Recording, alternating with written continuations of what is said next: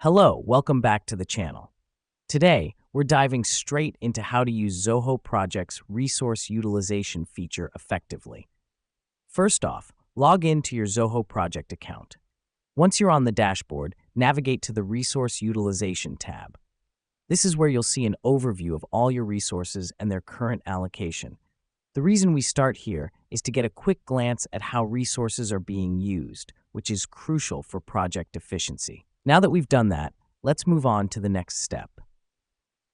Click on any resource you wish to analyze further. You'll be taken to a detailed view of that resource's utilization. This helps us because it allows us to see how each resource is distributed across multiple projects, helping us in identifying any potential bottlenecks or overutilizations. Next up, you want to adjust the resource allocation as needed. You do this by simply dragging and dropping tasks within the timeline. The reason we do this is to ensure our resources are distributed evenly and used optimally. Remember, efficient resource management leads to successful project completion. Let me explain why this matters. Overallocation or underutilization of resources can lead to project delays and cost overruns.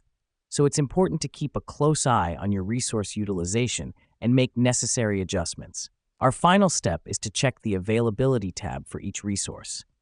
This will show you the resource's capacity versus its current allocation. This helps us because it provides a clear picture of whether a resource is available for more tasks or if they're already fully booked. And there you have it, folks.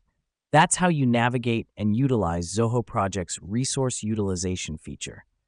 It's all about keeping an eye on your resources and ensuring they're used effectively. Remember, it's not just about completing tasks, but doing so in the most efficient and cost-effective way possible. Thanks for watching, and see you in the next video.